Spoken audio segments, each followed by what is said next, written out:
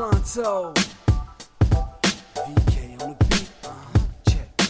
I'm in Toronto where you wanna get the city love. I'm from Toronto where you wanna get the city love. I'm in Toronto like we wanna get the city love. My city love me back for my city love. Welcome to episode 1746 of Toronto Mic'd. Yes! Proudly brought to you by Great Lakes Brewery, a fiercely independent craft brewery who believes in supporting communities, good times, and brewing amazing beer. Order online for free local home delivery in the GTA. Palma Pasta. Enjoy the taste of fresh, homemade Italian pasta and entrees from Palma Pasta in Mississauga and Oakville. Toronto's Waterfront BIA.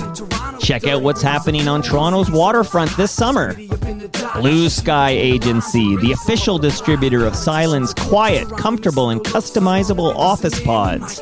Create sanctuary within your workspace. Toronto Maple Leafs baseball. Get your butts to Christie Pitts. We got one more game Saturday night, and then it's playoff action at Christie Pitts. Be there. Be there with Damian Cox and I. We're going to have a great time. RecycleMyElectronics.ca, committing to our planet's future, means properly recycling our electronics of the past.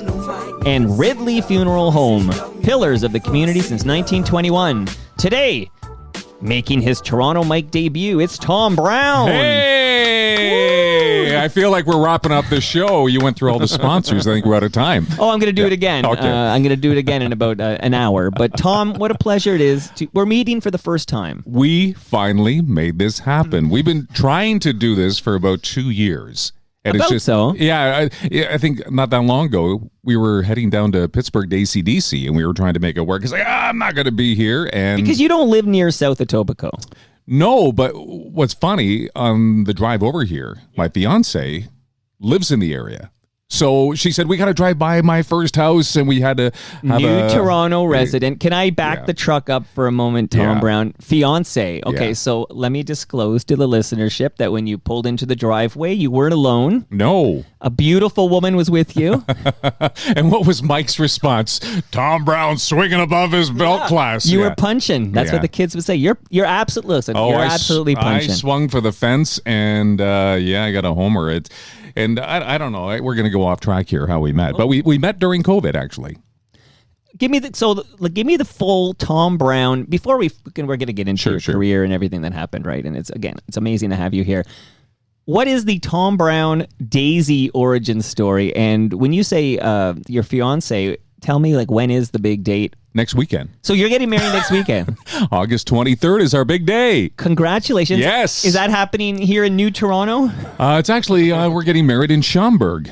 Okay, that's near Newmarket. Is that near Newmarket? Yeah, just a little north. Okay. Yeah. Okay, so Tom, that's amazing. So right off the top, big congrats from the entire TMU, the Toronto Mic'd universe. Tom Brown getting married next weekend. I can't believe I'm finally going to be a friend of Toronto Mike. You're now? My new designation. Well, FOTM. No, that's true. So really quickly, then I'm going to get the origin story. We're going to talk about Daisy for about an hour, and then maybe I'll ask you about your media career. I feel like the camera I told you this before. Why isn't the camera on Daisy? James, come over here. Okay, just a second. Oh, yeah, I can even move it here. Okay, hold on. No, here we go. Hold on. Okay. Hold on. Oh, my God. Oh, my God. Seriously. Nobody wants the camera on Tom Brown. Okay, I'm still here, Mike. I'm gonna put my mic. Hold on. Okay, so that's okay. So as long as you stay on that mic, you guys can canoodle. Is that what that is? Canoodling? I think it is. This is how we watch television. So, when we go to a concert, we only pay for one seat. You know. The other mic is now open. Daisy, did you want to just for a moment for this origin story here? Because look, Tom knows what he's doing. So Daisy, what is it that attracted you to this fantastic Tom Brown? Well, I would say instantly, and I know this sounds cliche, but the smile and his eyes, his gorgeous green He is eyes. good looking, right? I'm now in person for the first time. He's a good looking guy. And we met. She didn't know who I was because remember it was COVID. We had masks on. So You didn't know. She had no clue who I was. So this isn't like you weren't attracted to the fame of Tom Brown. You were attracted to the real Tom Brown. No. That wasn't it at all. But what about the fact, Tom? Like she's okay. So Daisy, I'm gonna guess Tom's got what 20 years on you. Is that what's going on? No, he's only Easy. 35. Look at these two. Mike, I wasn't honest on the age when we met. Come on. Yeah, no, it was one of those things where I think just everything lined up for us. We both came from very dark pasts.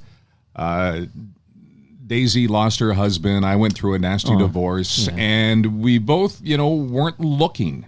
And, they always talk about people, they go out and they try and find their perfect match. Of course. But we weren't looking. As a matter of fact, it was Tim Hortons.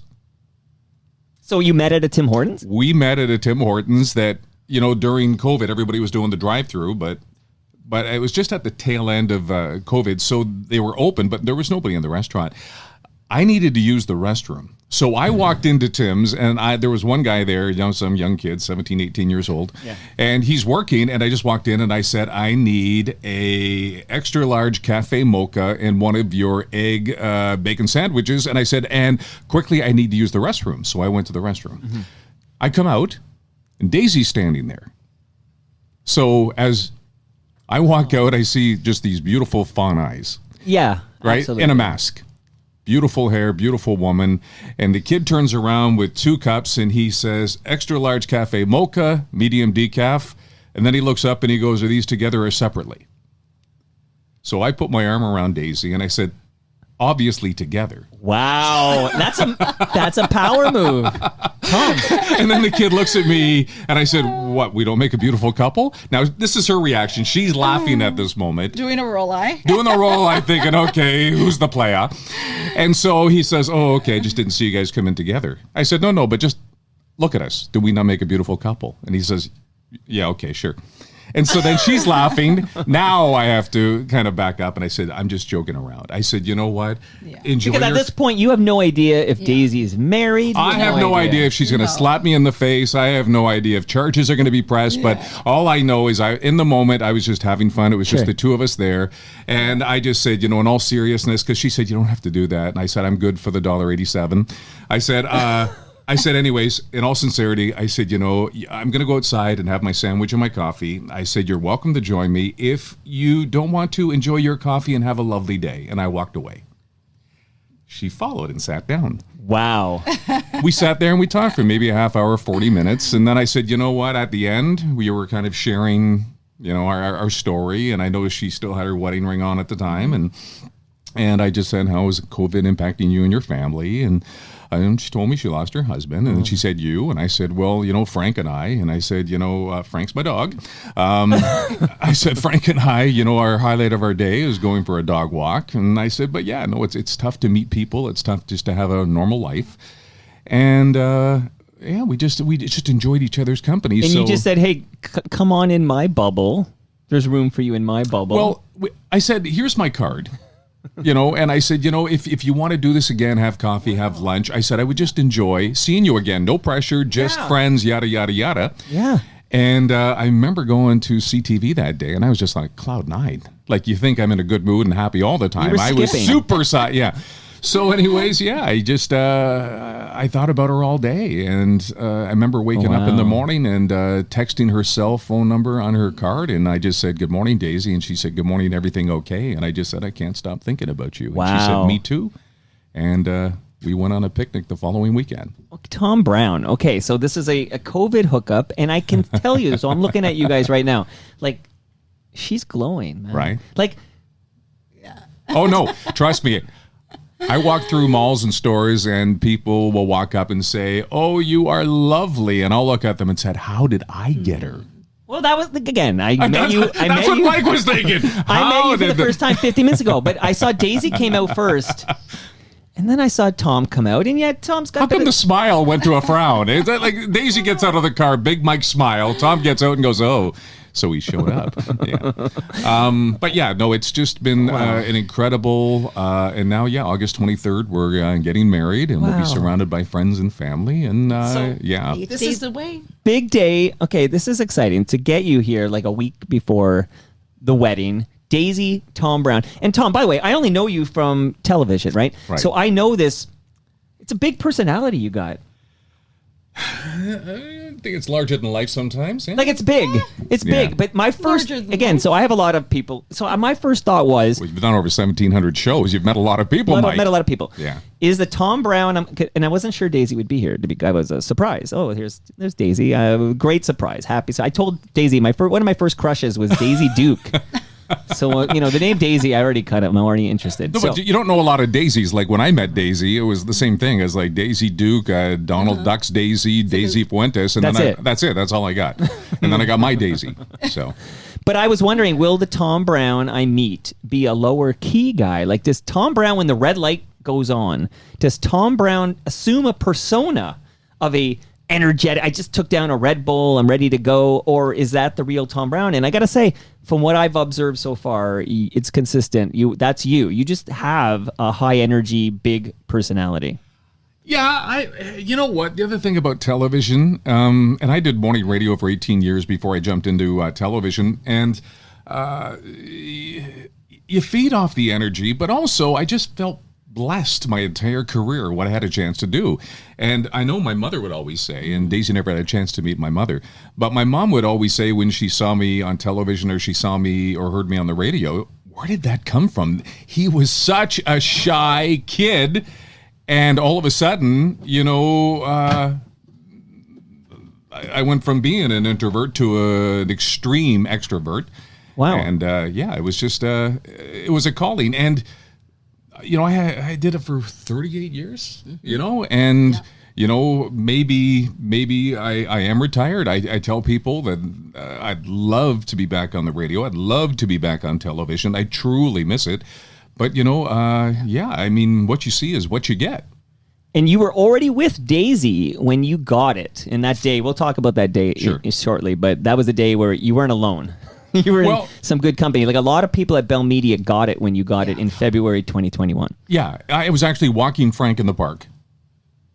And it was you get into the schedule because my shift started at 4, but I always went in around 3:30. Mm-hmm. And it was a phone call at just after 1 o'clock. And the call wasn't very long. And it was just, we no longer require your services, yada, yada, yada. And it was a phone call because I did get an account from fellow FOTM Anwar Knight, who I believe got it the same day you got it. I think he got it minutes before me because, I think... Alphabetical, no. Yeah. No, but I think Anwar actually did the news at noon that day and then got the call. And then I think they got off the phone with him and then went to me, so... Anwar's account it was a Wednesday afternoon. He said he got a phone call. He said it was 2 minutes long. And the quote he said was, "Your services are no longer needed. Thank you for your contribution." Is that similar? I'm guessing they just sort of have this run down a list or whatever. Pretty much. Like many people that were beloved, not just in television, but in Bell Media radio stations. I mean, when I think about Barb DiGiulio got it in that wave, Ted Wallachin got it in that wave, like a lot of FOTMs got it in that wave. And Daisy, for the record, has now moved to her own chair. No longer canoodling. Soon she's going to have the headphones on, her own camera. Okay. Well, Daisy, I'm going to keep it open. So, Daisy, I'm keeping that mic open. And if you ever want to chime in, because I'm going to have a nice little hour here with Tom, but if you want to chime in on anything at all, please don't be shy because you got a great voice. Absolutely. Okay. In fact, Can you feel better? You're like his support animal there. You get some support. Well, it's funny because if people recognize me, they turn to her. So... You were on television too. So was this guy? Wait, so right, I was going to say, Daisy, he was on television. My goodness gracious. Okay, so let me give you some wedding gifts, and then we can get right into this. Okay, and we'll build up to February 2021. Find out what's happened since then. I pulled some interesting audio. This is going to be like everything you wanted to know about Tom Brown, but we're afraid to ask. There's only 3 things that people are going to remember me for. One is going to be obviously the polar bear mic. I have that Okay, loaded you have up. that. Yeah. The other one is going to be my appearance on The Price is Right. I have that loaded up. Okay. You should produce the show. You got it going on. Okay, what else? And obviously Toy Mountain. Yeah, so those are my 3 audio clips. Okay, I set them up for you. But those are the 3 things, I'm so proud of, and I'm going to be remembered for. All the weather coverage and everything else. People, but those weather 3 things. is of the moment, right? Like it's like, but those 3 moments you shouted out are literally, and I'm going to flip over to my soundboard. I literally have 3 clips, and it is those are the 3 moments. Like I was thinking, what are the audio things I want for Tom? Yeah. 100%. I wanted the polar bear because you basically go viral, and we're going to play it and talk about that.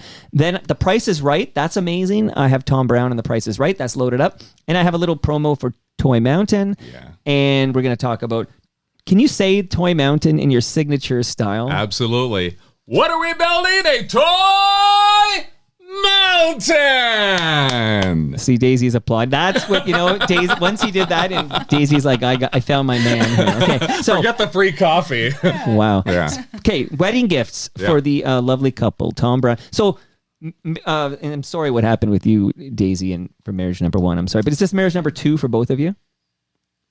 Well, It's okay if you can tap out if you want, but it's marriage number 2 for you. me.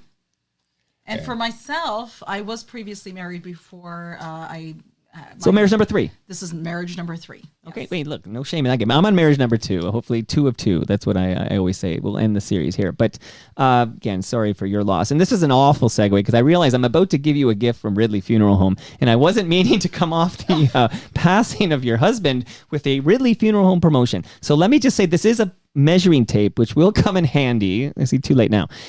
So I'm giving this to you as a wedding gift from Ridley Funeral Home. And they have a fantastic podcast called Life's Undertaking. We just recorded a new episode, Brad Jones and I. So it's a pleasure to be co-hosting that show with Brad. I urge you to check it out. If you don't have enough Toronto Mike in your diet, okay, so there's Life's Undertaking from Ridley Funeral Home. I also have for you two some fresh craft beer from Great Lakes Brewery. Brewed right here. So Daisy, you're from New Toronto, or at least you lived in New Toronto. Yes. This is a New Toronto. Well, they're not New Toronto. They're north of it. But this is a South Etobicoke institution, Great Lakes Brewery. They have a 30 Queen Elizabeth Boulevard is where they brew their beer, which is near the Costco in South Etobicoke. And you can take some tasty treats home with you guys. That is great. Thank you. Very nice. Also, because what pairs nicely with fresh craft beer, how about a delicious lasagna? It's frozen in my freezer right now. It was delivered this morning from Palma Pasta. They're in Mississauga and Oakville.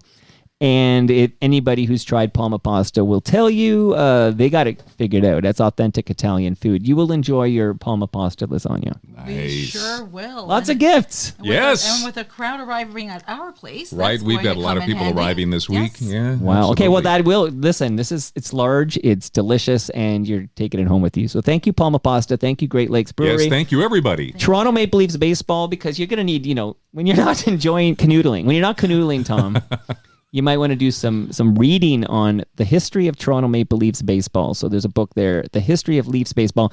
I said this in the intro, but I was talking to Damien Cox yesterday. We did like 2 hours checking in of Damo. Damo got it from Rogers, so you got it from Bell. So there's you're in some similar club here. Cable companies that have let go of great broadcasters. But Damien is going to make his Toronto Maple Leafs debut at Christie Pitts for the playoff game, and I'm eagerly awaiting notice of what day and time that playoff game will be. But it's coming up this month, so it's coming up soon. And I feel like Joe Tilley there. Coming up! Right? We got another FOTM, by the way, Joe Tilley. Oh, I know. Well, we'll get to this. Let me get these gifts out of the way. So that's the Toronto Maple Leafs baseball. We love our Leafs baseball. And I urge everyone to go to Christie Pitts because the ticket is free and it's a great vibe. And you can enjoy some hot dogs and some Leafs lager. And it's a good time. I'm going to be there for sure. So thank you. And then, hey, because I want it to be all Tom and Daisy. Tom and Daisy has a ring to it. Well, it's funny because everything, with our kids, Daisy has a son and a daughter. I have a son and a daughter. So together we have 4 kids. But every time we get together, we call it Tadfest. Mm-hmm. So, so everything is... So this summer, Tadfest is this date to this date, and over Christmas, Tadfest will be Christmas edition will be this to this. So Right. Twice a year, all the kids make their way to our home 10 days over Christmas and usually 10 days over the summer, and we get together. Amazing. So it's a great way. We blended the family. The kids all get to know each other. We include brothers and sisters and parents, and my parents have passed, but I've got this amazing relationship with Daisy's parents, and she's Portuguese, so mom and pop have become my and pie, and I have a Portuguese note on that, but I will say that your blended family reminds me of Dana Levinson's family, and she's a good friend. And she's a good friend of mine too. Dana had 2 kids, married a guy with 2 kids, a second marriage for Dana, and they blended it nicely too. And she's so happy.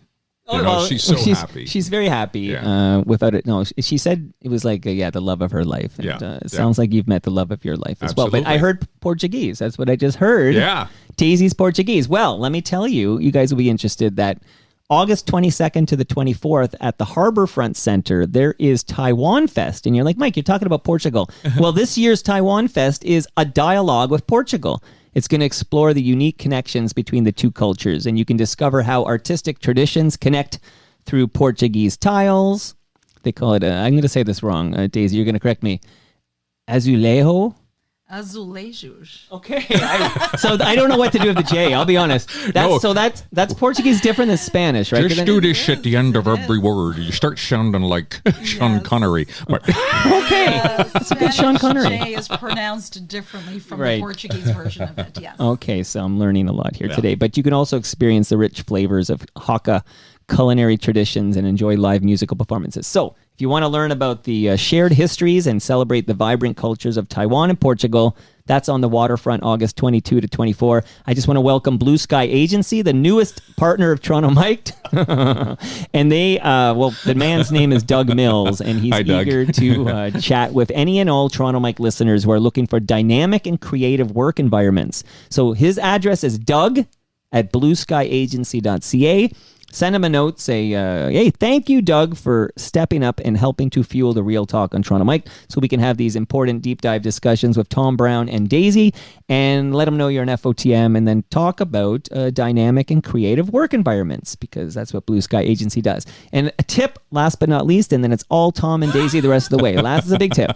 RecycleMyElectronics.ca. Tom, Daisy, you got a room full of old laptops. Don't throw them in the garbage. Don't throw them in the garbage. The Recycle. chemicals end up in our landfill. Go to recyclemyelectronics.ca, put in your postal code, find out where to drop it off to be properly recycled.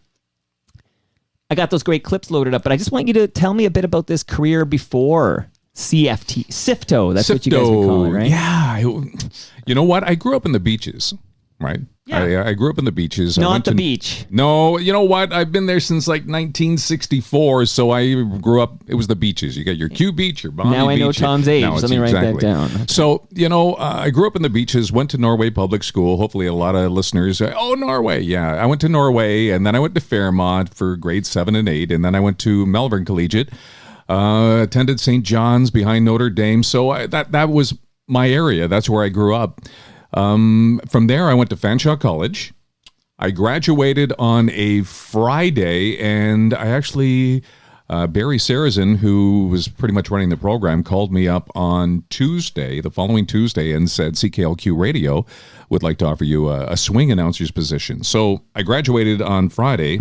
First radio offer on Tuesday, and I was off to Brandon, Manitoba, where I worked at 1570 CKLQ. Now it's 880 CKLQ. Okay, well, let me chime in to say home of the Wheat Kings. Home of the Brandon Wheat Kings, absolutely. So I was there for probably, I'm going to say 2 or 3 years, and then I headed all the way out to Moncton, New Brunswick to Rock 103 CJMO. I went by The Rock that rolls you home. Wow. So from 3 till 7, that's when you would pull your voice. It'd be like, hey, I'm the rock that rolls you home, and I've got some Zeppelin, and get ready, Van Halen, Jamie's crying coming up on the rock. No wonder Daisy's into you. So I would, which is so funny. That was a clincher. It's like The Simpsons. Put on the jacket, homie. I remember one time they would bring like a radio tour of like, 15, 20 people in, and the PD would say, so, clean up the studio. I'm bringing a tour in. And they would come in. They were standing outside the glass watching me, and it'd be like, hey, Rock 103, it's The Rock. And I'm going, anyways, I do my whole thing, and then they walk in and they're going, hi, Rock. And I go, hey, how's it going? And here I am sitting with a polo shirt on, and they were expecting my hair to be down to my waist, and having a cigarette, looking somewhat like Slash Howard Stern, and here I'm this clean cut guy, and then I'll say, any questions about radio? Yeah, how long have you been doing it? Just a second, I gotta do this.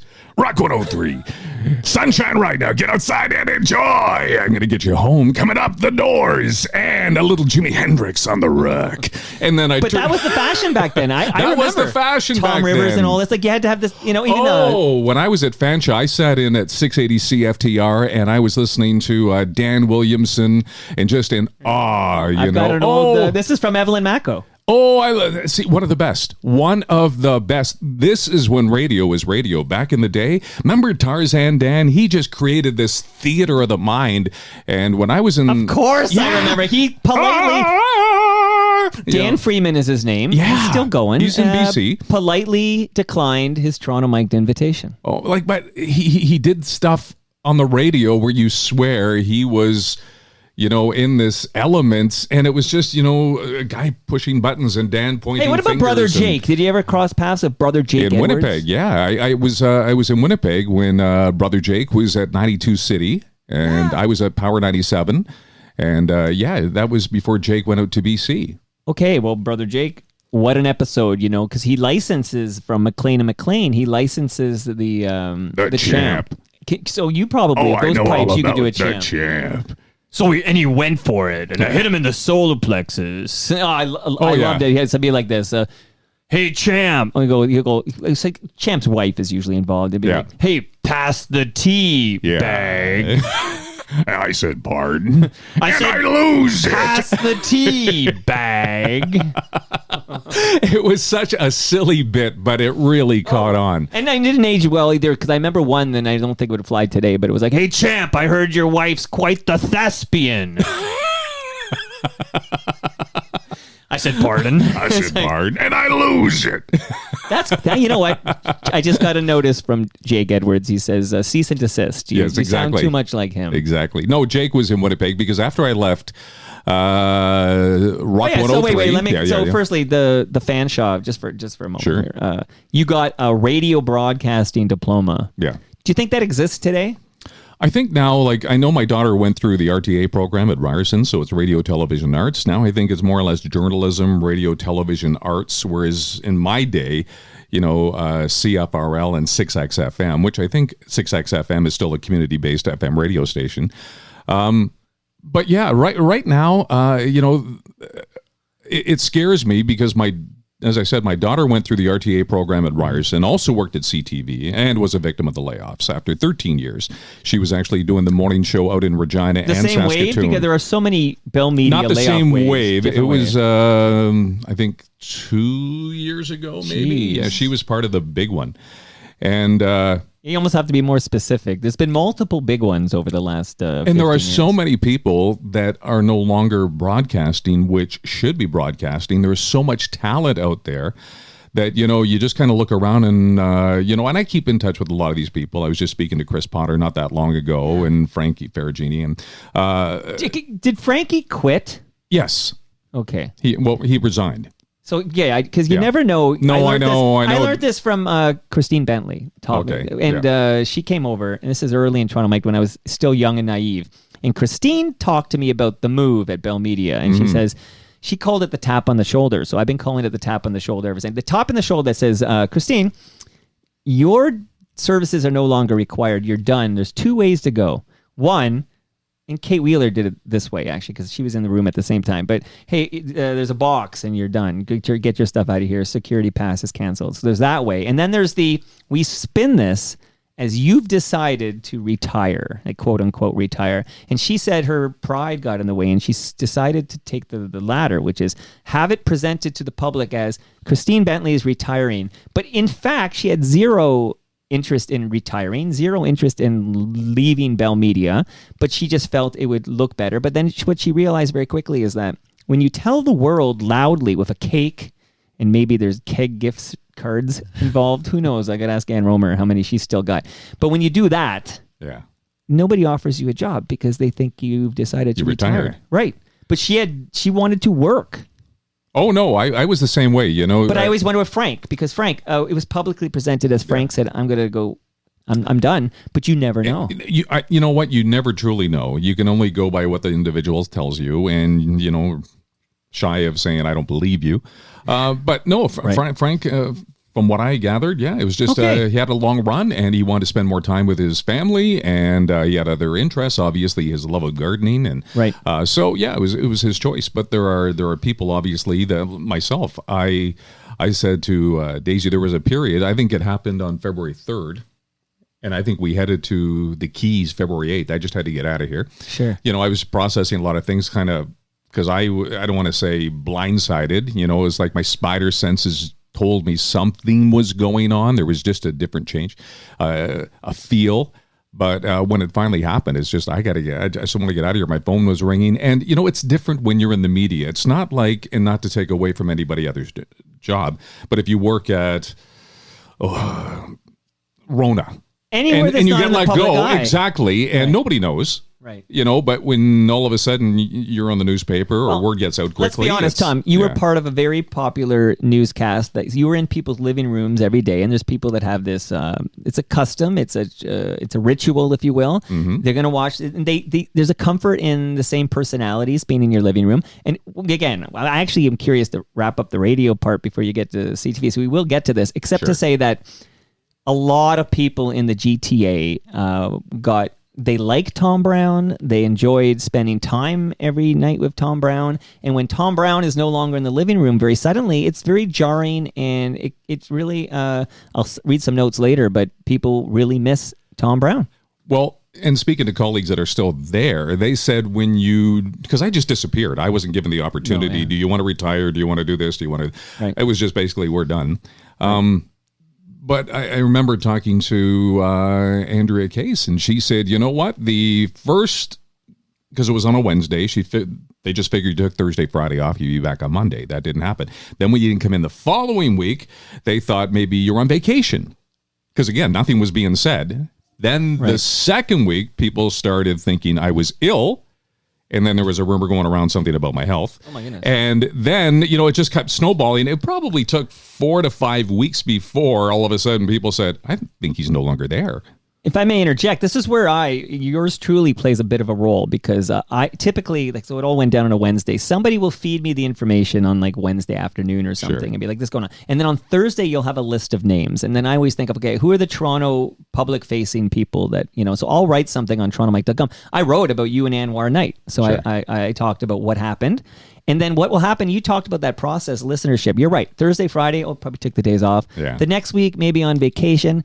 But then at some point, maybe week 2 or 3, the Tom Brown fan who's like, where's Tom, is going to go to Google and it's going to type in something like Tom Brown, I don't know, CTV Toronto or Tom Brown CFDR or whatever. And inevitably, they will probably end up on either TorontoMike.com or a similar type aggregator, and they will learn. TorontoMike.com is really where you're going to get the info, folks. So you go to TorontoMike.com and you're going to see, oh, Anwar Knight. Oh, there's a picture of Mike and Anwar by Toronto Tree, because you know we didn't have one, Tom. Oh, yes, sir, by that Toronto Tree. First thing I looked at when I pulled in. But hey, actually, there's the I want Toronto my photo tree. of Daisy, if that's okay.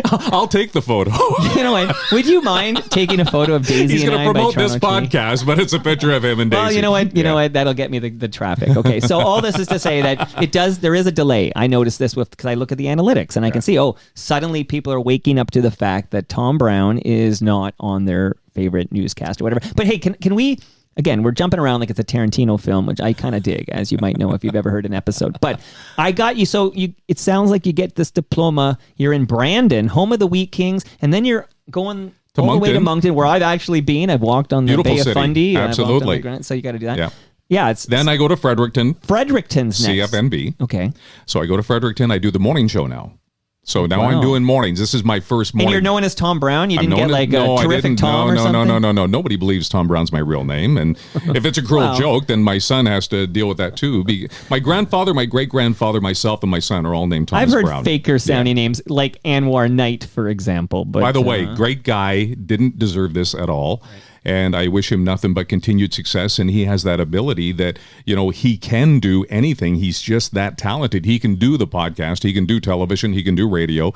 And well, that's it. He was doing, I think, Energy 108. I'm trying to think of where, but he was a radio guy in the market. And Sure. that's why he would do nights, and he had the last name Knight, and it seemed awfully perfect. convenient to Yeah. me. So, okay. Yeah, so after I left Fredericton, I went to Winnipeg. I was And on that's Power where you're with. 97. You met the great aforementioned brother Jake Edwards in Winnipeg. Yeah, Tom and Larry, brother Jake, Don and Bo. I mean, they were all in Winnipeg, and these guys really just circulate throughout the stations. Brother Jake will be at Power 97, go to 92, go back. Kind of like Jesse and Gene would do here, right? Okay, right now they're on Q107, then they're Right. on 680, then they're on 640. Yeah. So from Winnipeg, I went to Regina, where I started the early morning tea party on Mix 92, the early morning tea party. And they allowed me just all the freedom in the world. As a matter of fact, I had a great program director, David Jones, and he just basically said, the show is yours, run with it. I have no rules. Wow. I expect at least 10 complaints a week. If you don't get 10, you're not doing the job I want you to do. And while I was in Regina, that's when I made the jump over to television. At the time, Greg and Zioski over at STV, which is now Global Television. Their weatherman, Dave Mitchell, was going on holidays for a week, and he had nobody to do weather. And he reached out and said, how would you like to do weather for us, a celebrity weather fill-in for a week while David's away? I said, you know what? I've never done television. Right. I'll do it Friday night. And I said, and if I bomb, I'll go on the radio and say, now you know why I'm doing radio. If I get through it and I can hold my head up high Saturday morning, I said, yeah, I'll fill in next week. So I filled in the following week. And after maybe a year, CBC television came along and they wanted me to back up Howard Thornton.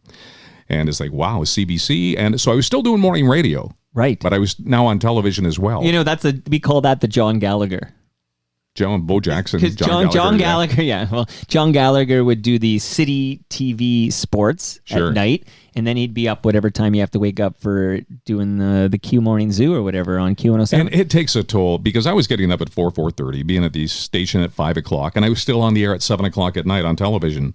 And then eventually CTV came along and, instead of being a backup, they just said, would you like to join us in a full-time capacity, CTV Regina, and be our full-time weather guy? And your shift will be 11 to 7. So you'll do noon and 6. And I thought, wow, here's a chance to have a normal life, sleep in, weekends off. Right. So I took the leap of faith, and I was at CTV Regina for 4 years. And Larry Stout, I don't know if many remember, but the great broadcaster Larry Stout was out working with the reporters on their stories, their writing, their presentation skills. And he came up to me in our little cafeteria, tapped me on the shoulder, and he said, how old are you?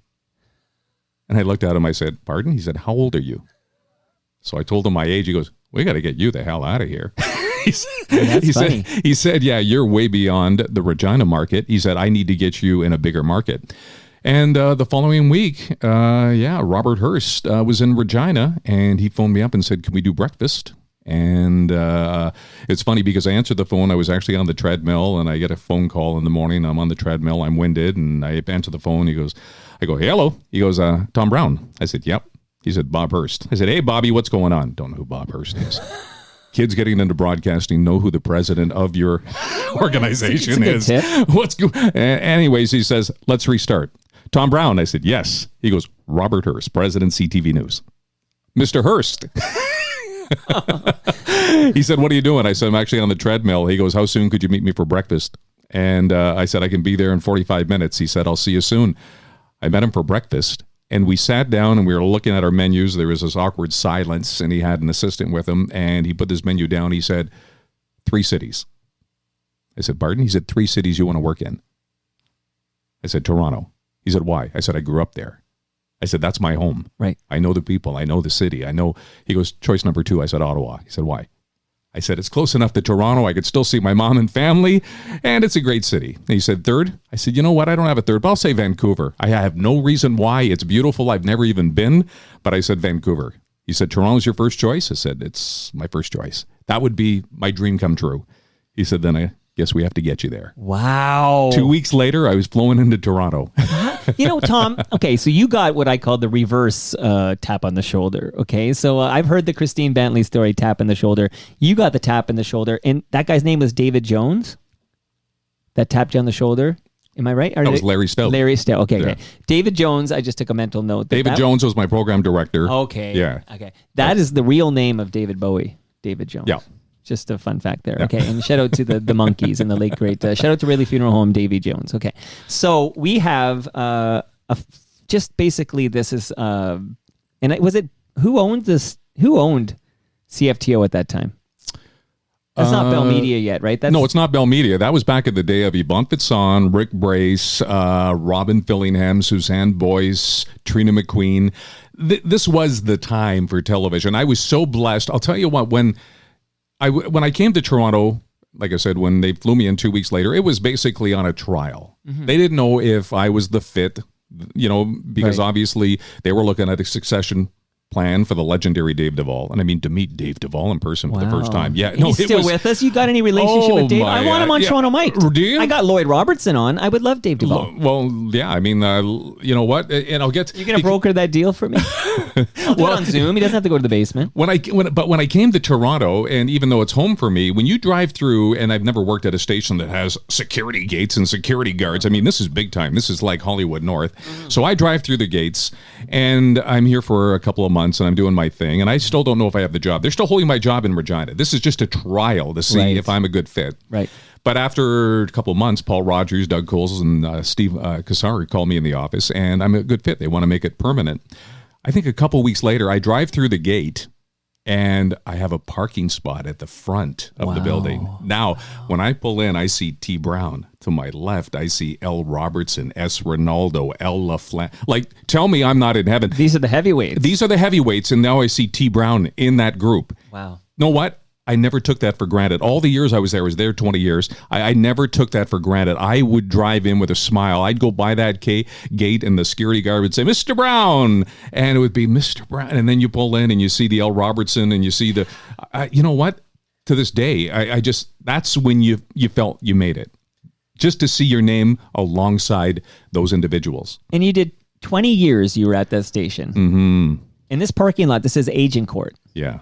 Okay. Eventually, they ended up taking all the nameplates down for security reasons. But for a while there, then it just became like T, or not even T. It was like a code names. Exactly. Okay, I have a question about you being, becoming Toronto's foremost weather anchor. Okay, Tom Brown. Those weren't my words, by the way. Well, you know what? I'm just reading the script here. Delivering daily weather coverage for CTV News at 6 and CTV News at 11:30. That's I think that was like the final bio before they said, before you got a different tap in the shoulder. But okay, so you obviously, I know we just talked about your history. There's no how do you say that word? Meteorologist. How come I'm struggling with it? But I can't even say brewery. No. Okay, Tom, I need you. And they're one of your sponsors. I know. Okay, so say it again. Meteorology. Meteorology. Okay, it's meteorology. Okay, you don't have such a degree or diploma. No, I do not. Did that ever cause any guff with? I don't even know the answer because I got to get Dave. Did Dave have that? I don't believe Dave had it, but Dave also had an Air Force background. He's a pilot. He understood. And the thing is, in our position. And not to take away from meteorologists because they are a gift, and you know what? They went to school and weather is a science, and the Anthony Farnells, who is a meteorologist, and the Chris Potter, but all those people, they know their stuff and everything else. But I find sometimes, not with those individuals, but when people start to explain the weather, and I've watched meteorologists on television during the big storm, and it's like, everything you've said does not impact the viewer or the listener because it's news they can't use, but present it in a way that they can use the information. They want to know. They don't care really. I mean, to say that this is the 14-day forecast, that's unrealistic. Right. So give them the weather that's going to impact their life over the next 24, 48 hours. Should they leave earlier for work? Should they dress their kids this way? Should they pack an umbrella? I mean, you have to give them the news they can use. And also you have to keep in mind that weather, especially in a newscast, it changes the pattern, the pace of the newscast. You can't go from a homicide story into Tom's throwing a microphone in a polar bear tank. You know, so you would change the flow. You're setting up my next clip there. That's perfect, actually. But it's true. You know who went off on people like yourself who are reading the weather but aren't meteorologists was Hurricane Harold Hossein, who came over here. And he's a legend. He's a legend, but he's got those credentials. Mm-hmm. And he says, when just reading the weather like you did for so long. But I never read the weather. No. I never put anything in prompter. Okay, so you're, you know what's interesting? Kim McDonald was just sharing on social media that there is no teleprompter at the Weather Network. She says, the information's right beside you. I would put in points, especially if it was related to a community event where, you know, there's so much information, especially once you start getting into hurricanes and severe weather, that you maybe put in points. So what would you say to Harold, though, when he basically called out people like you, Tom Brown, for being people who just rip and read? I never rip and read. I never rip and read. People would use, say, Environment Canada as a guide. Yeah. But it's not necessarily 1,000%. I would always have to verify it. And we had the technology that we could run scenarios. And if I truly didn't believe it was going to happen, and sometimes, you know, my weather wasn't exactly like everybody's weather because I had to stand by it. There were times that, you know, in the industry now, they tape, you know, a late night newscast. And I would go in live because the weather changed, and I would check the weather at 7 o'clock after I went home, and it'd be like, there's a pop-up shower thunderstorm, and it's moving up from London. It's going to hit around 10:30, 11 o'clock. I got to go in because when I did my pre-tape, I never mentioned it. Wow. Okay. And credibility was more important to me than, you know, obviously, you know, having that time off and going to bed. Because people are probably surprised to find out it was pre-taped. Oh, yeah. Oh, yeah. But I think there's an understanding out there that it's live. Well, my shift as I took over for Dave Duvall was 4 to midnight. So it was live. But there were times when, say, somebody was on holidays and they would say, we need to cover the noon. Could you do noon and 6 and pre-tape the 11:30? Gotcha. But then all of a sudden you go home thinking, I got my evening free. And all of a sudden you see a flicker of lightning. It's like, I got to go back. So now all of a sudden you're on noon until midnight. And even though, you know, it wasn't required for you to go back in, again, it's credibility. If that storm's coming through, I've got to mention it. So. All right, this clip is going to lead us to the other things you did besides doing what we've been talking about so far. But this is the clip you perfectly set up for me, Tom Brown. I think there's a job for you in broadcasting at some point. So let's listen to this. And the humidity is 76%. Okay, so we know it's Halloween, and what do polar bears like at Halloween? And we're joined by Linda. And first of all, the name of the 3 polar bears? Inukshuk's the one in the water. Nikita and Aurora. Okay, now the water is cool, but I know Inukshuk loves it. We hope he does. He okay, here we go. We've got 3 pumpkins, and I think Inukshuk's going to get the first one. 3, 2, 1. Now, will they eat the whole pumpkin? We hope so. Oh, look, it's floating. Okay, will the girls go in the water? Well, I don't know. They're looking at you. Not. Here we go. I got one. Ladies, 1, 2, 3. Those 2 went well. Might go for that one. Yeah, so far, so good, Tom. Don't worry, ladies. I got one more. One more. Here we go, ladies. 3, 2, 1. Whoop. You could actually hear the plop. That was the mic going in the water. Did his mic go in? He threw his mic in. I can't believe it.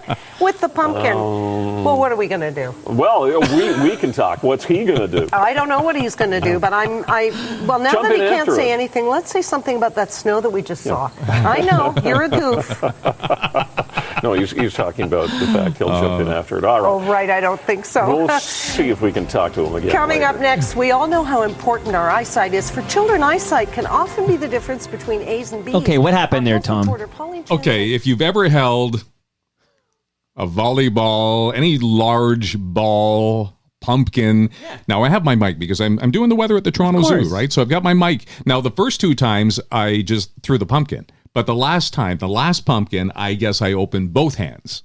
Right. And there goes the mic. There goes the mic. Now, what happened after that is obviously we had to get the polar bears out of the water and out of their exhibit because we were worried a polar bear would think it was an education toy and go down and swallow it, get it lodged in its throat. So it was like, it was a scramble. It was a panic to get those that's polar a bears. potential PR disaster that one of our Absolutely. beloved polar bears choked to Could death. you on imagine a my legacy? CTV Toronto microphone that Tom Brown erroneously threw into the water. So we had to get those polar bears out of the exhibit, and they went into their own little habitats. Then we had, because this is October, so it's fall. The polar bears throughout the day have been rolling in the mud and the grass. So when they're diving in the water, now the water is like gravy. It's dirty. It's murky, yeah. And there's an actual viewing window below the water that you I can remember this. Yeah. So, but we were down there and we had our flashlights trying to figure out where this mic is, thinking we could get a net, like when you clean your backyard swimming pool and get the mic out. The water was so murky, so dirty, we couldn't. So we had to get all the polar bears out. Then we had to drain the entire tank. And then somebody just went down with a ladder and grabbed that microphone. So, okay, what were you thinking when you see I've had an experience, nothing like this because it wasn't, thankfully, no one recorded it, but I was on the Humber Bay Bridge, okay? This is going over the Humber River on a bike, and I wanted to take a photo. Long story short is I took a photo, but basically I had this apparatus on my bike that had a spring thing in it, and it projected my phone into the Lake Ontario. Right. And I remember, so I'm standing there on the bridge watching, and it felt like an eternity. It was only probably about 2 or 3 seconds, but I'm watching my phone go into the lake, and I'm thinking, that was dumb. Like, what were you thinking when you're watching this microphone go into the water? Well, I watched that clip, and I remember there was so much nervous energy because I was truly embarrassed. Thinking of the repercussions. I was thinking about the polar bears. There were so many thoughts that were going, but I'm live on camera. It's not like I can just turn and get into panic mode. I don't know if the camera's still on me. They can't hear me, but I'm trying to explain to them that my mic went in the water. You make light of it, and I actually thought at some point the Toronto Zoo would have displayed that microphone. And because there was a baby polar bear, a cub that was born, I don't know how many months later, and I said they should have called it Mike, M-I-C, and it explained this is how this bear came to be in his name. But it was one of those things where I panicked. I have such an incredible relationship with the Toronto Zoo, one of my favorite places in Toronto. I've had such a long history with the Toronto Zoo, and I just thought, did I just tarnish that relationship by something that I did? But it wasn't intentional. It was purely accidental. It wasn't like it was a fake microphone I threw in there. It was just, it was an accident. It was an accident. But and I you still can understand how, when you watch the video, and you can find it on YouTube, you can understand how that mistake would happen. Yeah. But again, this went pretty viral in that it's probably the most popular Tom Brown clip on YouTube, for example, and it's shared, far and wide. Tom Brown, weather anchor. One of the bloopers, Anderson Cooper called up. Yeah. And he made it sound like it was my polar bear. But they should be thanking you because you brought so much attention you brought so much attention to the zoo and the polar bears, and you brought so much attention to CTV Toronto's newscast. Again, it's one of those things.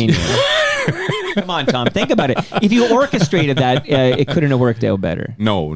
It was not premeditated. It was not orchestrated. It was an accident. But you're right. It's one of those things that people will say when they meet me, and they'll go, "Oh, remember the polar bear thing?" Yeah. People, like you said off the top, people aren't going to say, "Oh, remember when you talked about that snowstorm that was coming or whatever?" They don't mention that. No, they want to talk about you throwing your microphone in the polar bear pond or whatever they call that. And I go to the zoo. We haven't been lately, but we used to go to the zoo quite regularly, and we'd go over and see how our polar bears are doing. And I've heard once or twice, standing there looking at the polar bears, somebody, a few feet away say, "Remember when that guy threw the polar bear?" Remember when that guy? Yeah, there's worse things to be. I always think about Dear FOTM, Steve Anthony, okay? And a lot of another incredible broadcaster. Right, absolutely. Yeah. Although he also swears to me that he decided to leave CP24 of his own volition. So again, we can only take him at his word, which is what we do with people, right?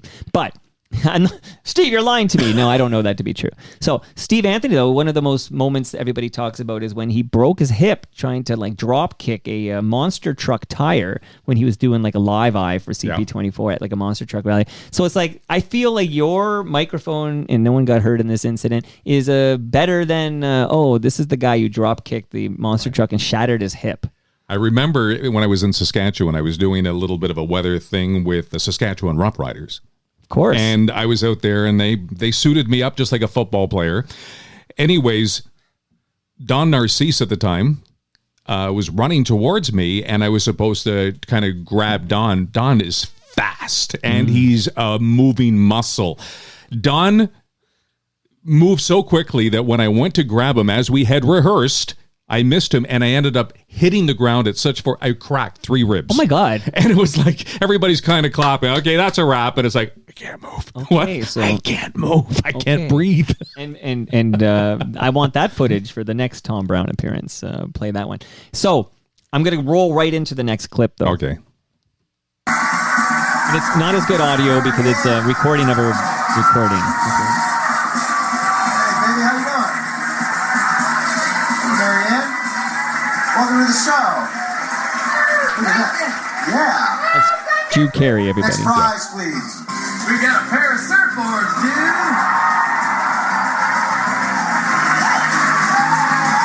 This 9-foot longboard and 6'2" and shortboard are entirely hand-shaped and laminated for unmatched performance in any wave conditions. Thank you, Rachel, Alabama, and all that stuff. What's up, dude? What do you bid? Mary? $900. Colby?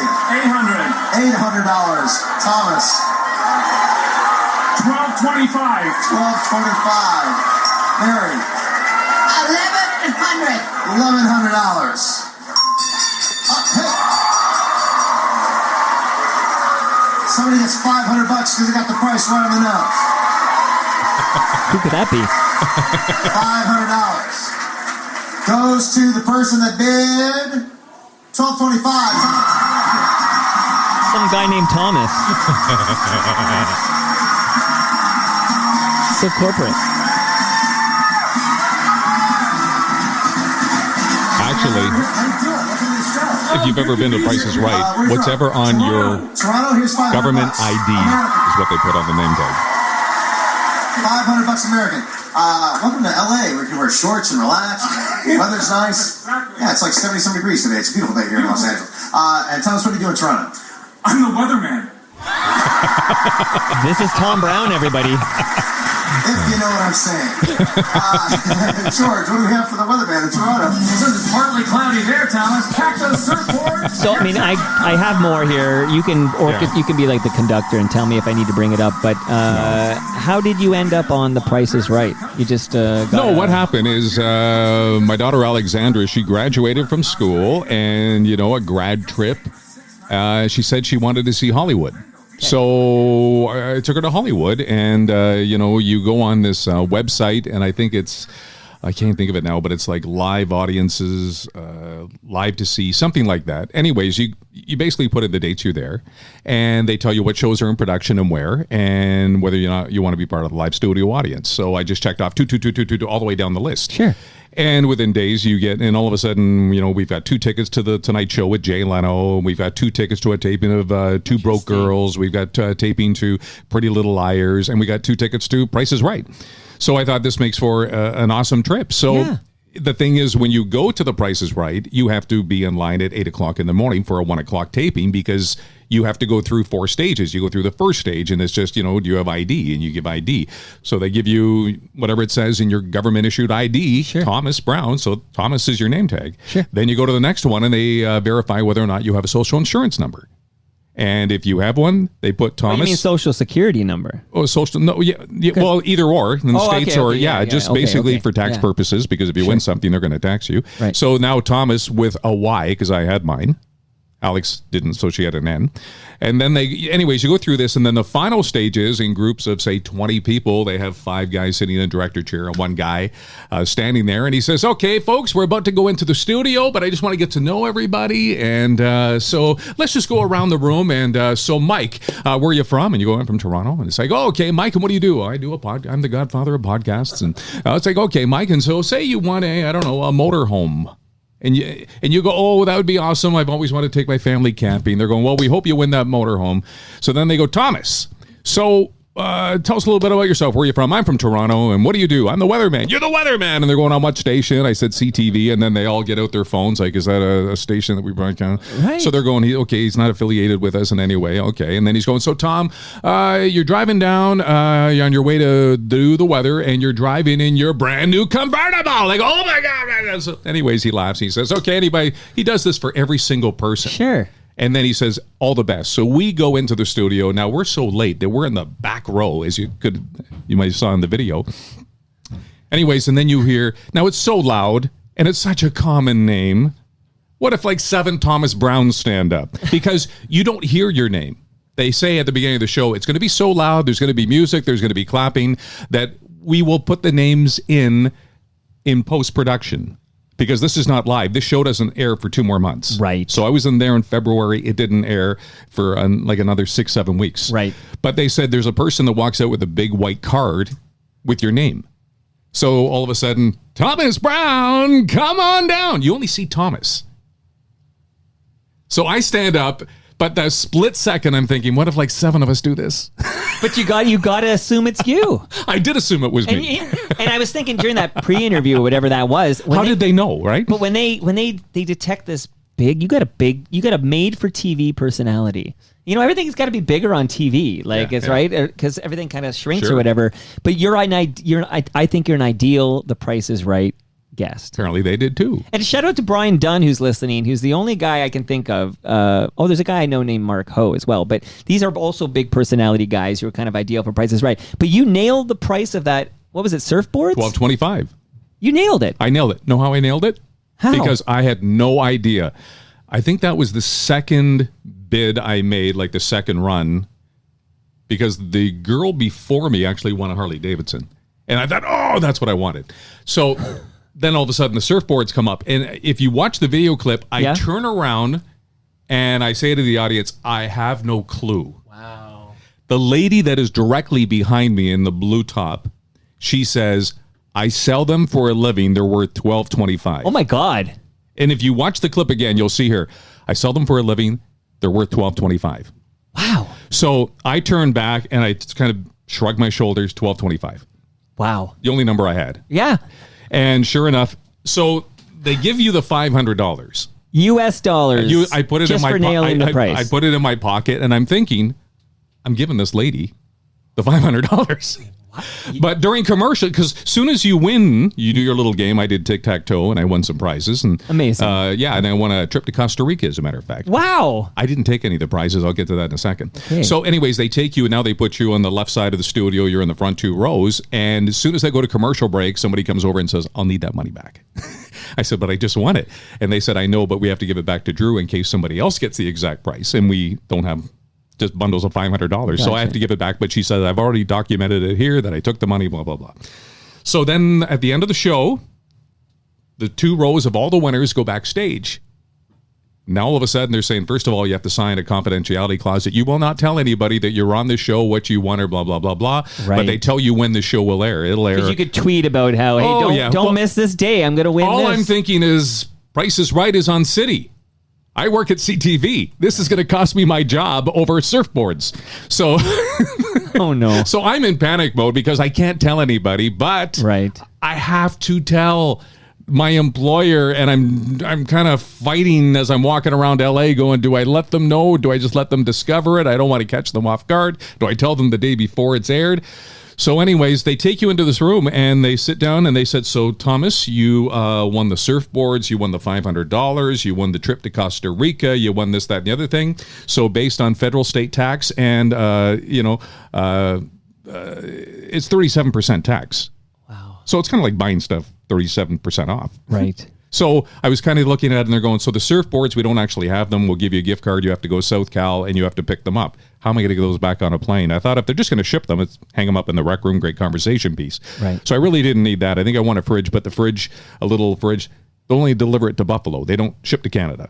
So you have to go to Buffalo to get it and then pay duty to bring it back. Right. And then it was like in Costa Rica, you have to fly from LA. So you still have to get from Toronto to LA to go to Costa Rica. These were very expensive gifts you were winning. It was, I think, my taxes on it. But you got the $500, right?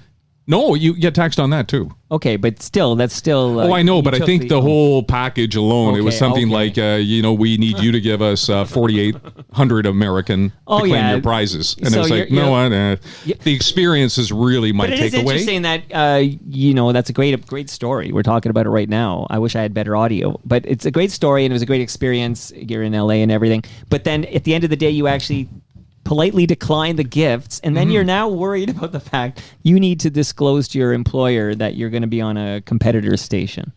And it's funny because I called Paul Rogers, hands down, best news director I ever had. Or yeah, like he was just amazing. I was so blessed to be able to work with people like him. Like I said, the Doug Coles, Steve Kazars, and even get to work in television during the Yvonne Fitzon, Rick Brace. It was just an opportunity. That time in television with, Ken, Christine, Michelle, Dave Duvall, Lance, Joe, that was a time that I will cherish for the rest of my life. But I remember calling Paul Rogers and say, "Hey, Paul," he goes, "Hey, what are you calling me? You're on vacation. How's LA? Blah, blah, blah." I said, "Well, Alex and I just went to The Price is Right." Now there's this awkward pause. And he goes, "You were on The Price is Right?" I said, "Uh-huh." "Did you win anything?" I said, "Uh-huh." He starts laughing. I said, "Is this going to be a problem?" He just laughed. "This is not going to be a problem. Enjoy your time. We'll talk more when you get home." And he's just laughing. The day that the show aired, I'm literally in my front room, and I know it's going to be on any minute, and I'm watching. Yeah. And soon as the show starts and you hear that clip, "Thomas Brown, come on down," my phone dinged like it was a school bell. I'll bet. Look at all these messages, emails, text messages, because I didn't tell anybody but Paul. Right. So it's like, Nobody oh my God, knew. Tom, Yeah. you were on The Price is Right today. I bet you, I know that feeling, actually. That's amazing. And no repercussions from your employer. No, they you got a embraced great it, actually. story. Yeah. So did you go to those other things? Were you in the Jay Leno audience, or what was the Yeah, audience? actually, Jay Leno, his guest that day was Taylor Swift. Unbelievable. Yeah, we really So lucked what out year are we there. talking about for The Price is Right? I'm trying to think. I want to say 20. I mean, you can probably look at the date on the clip, but I'm going to say 2016, 2015. Just curious, but Yeah. that's a big deal. Taylor Swift. Okay. So that's we talked about the polar bear. Now we've talked about The Price is Right. I need to talk about one more thing. I pulled a little. You mentioned Andrea Case, who I've had the pleasure of meeting. Right. A good friend of Dana Levinson. Absolutely. Here we go. Toy Mountain. Hi, everybody, and welcome back. We are making Toy Mountain kits for a cause for our teens and our babies. By the way, tomorrow night, why not grab an unwrapped toy and join us at Promenade Mall? We are going to be by entrance number 4 as we build a Toy Mountain. Back in a moment. Tom, talk to me about Toy Mountain. One thing I am so proud of, and I miss dearly. It truly became part of my Christmas tradition. I celebrated Christmas not one day a year. I celebrated Christmas for an entire month. Every day was like Christmas.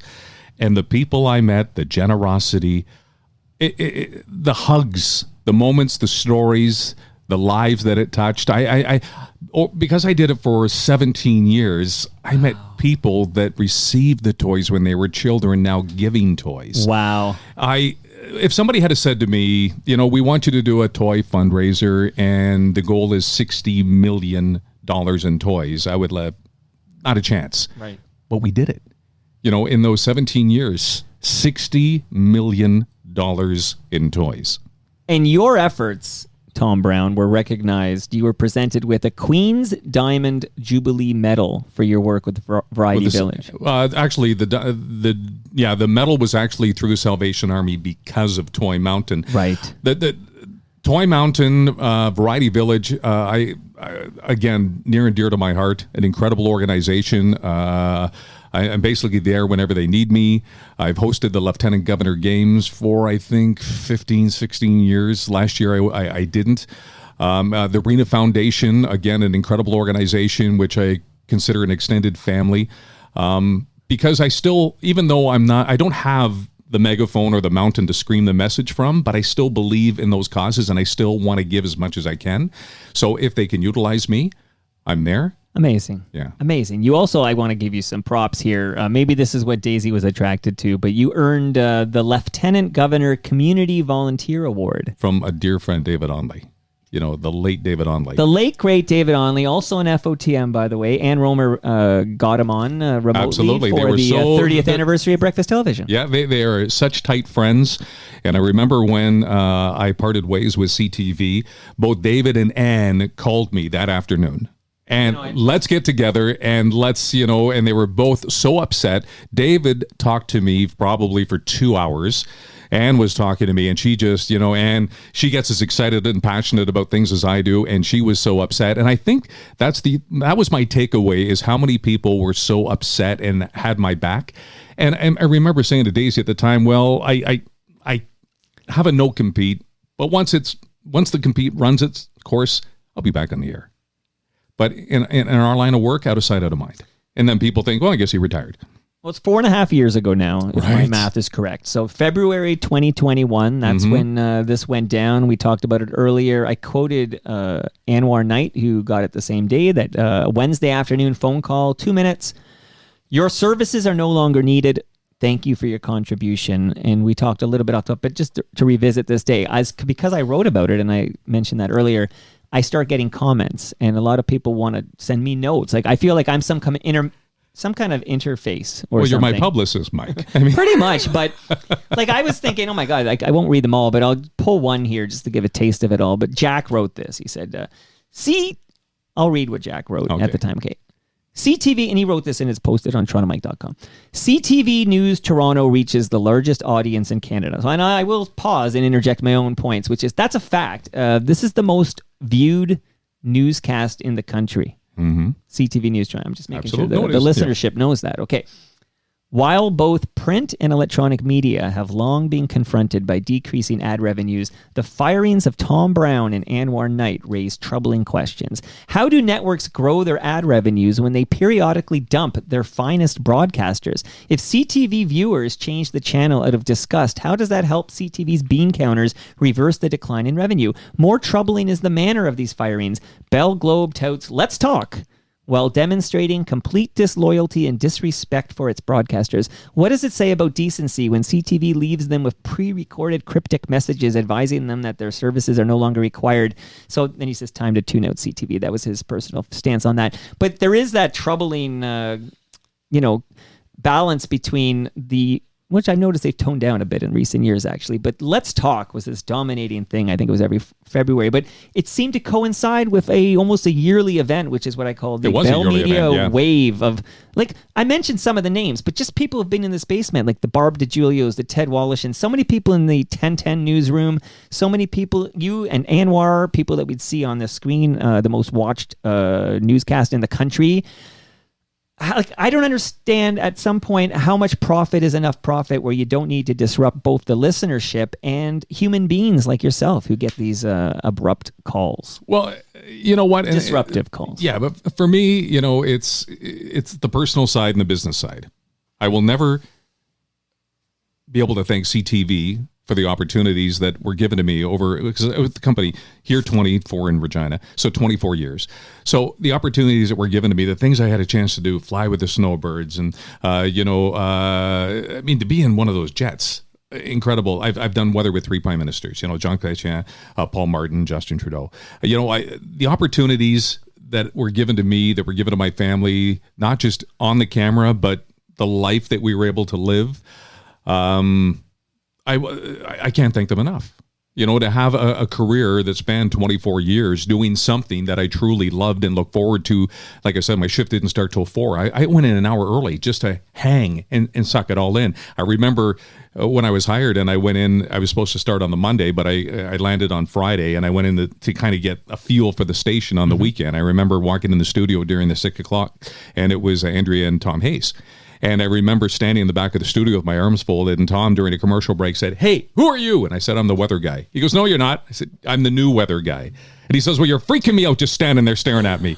Tom and I became very good friends. But it was one of those things where, the nameplate, going through the feedback, being able to do Toy Mountain, getting the Queen's Jubilee Medal, getting the Lieutenant Governor Community Award, all those things, none of that would happen. The people that I met over the years, none of that would have happened. It was truly a pleasure and an honor.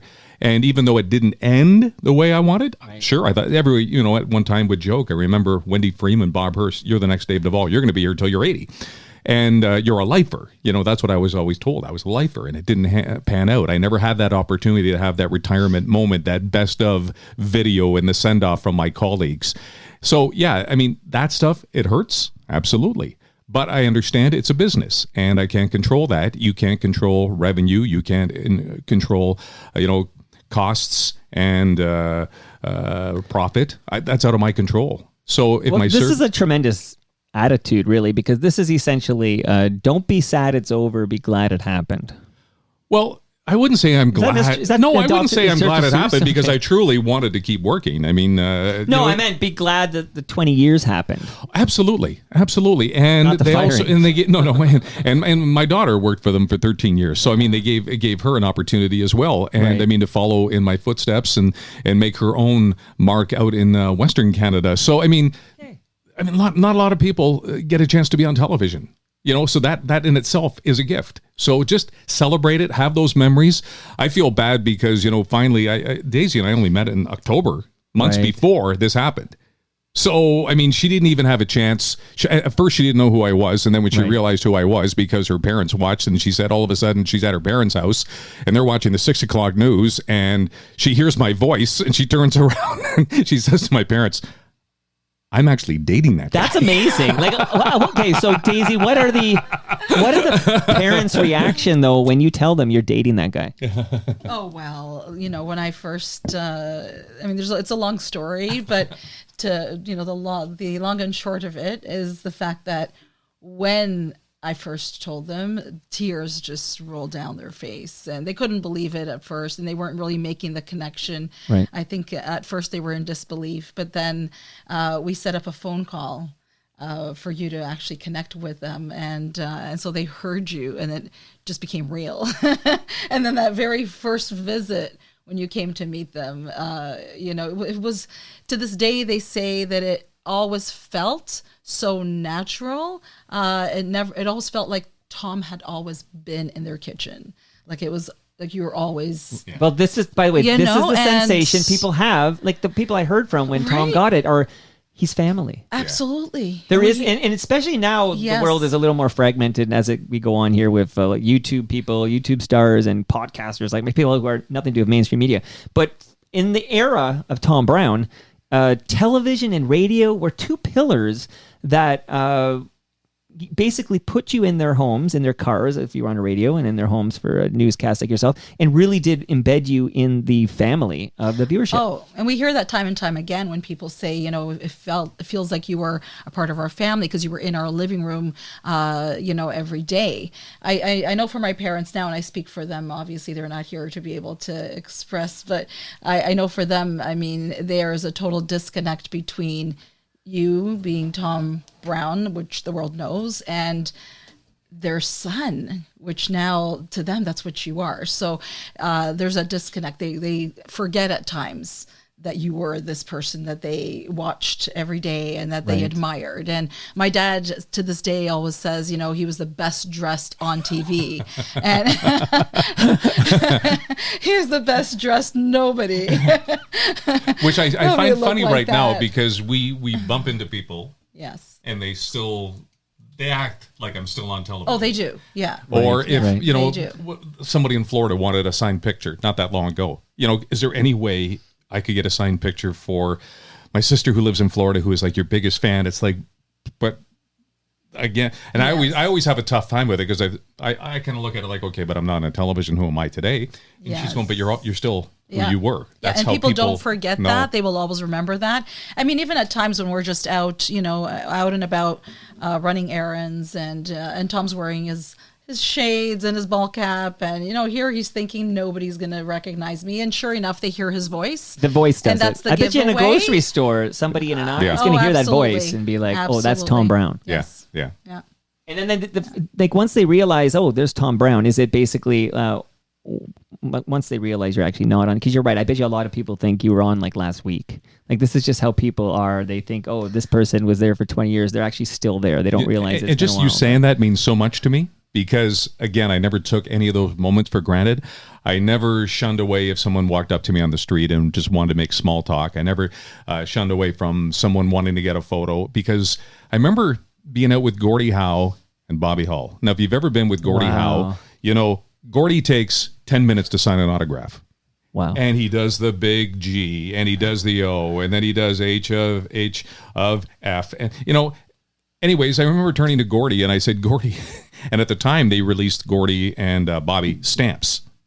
Remember, they did the whole hockey thing. Yes. So I was out doing weather with the two of them, and we have a line of hundreds of people waiting in line to get a Gordy and Bobby autograph. And Gordy's taking his time, and I looked to my other side, and Bobby's doing the same thing. And I'm going, oh my, we're going to be here for weeks at this rate.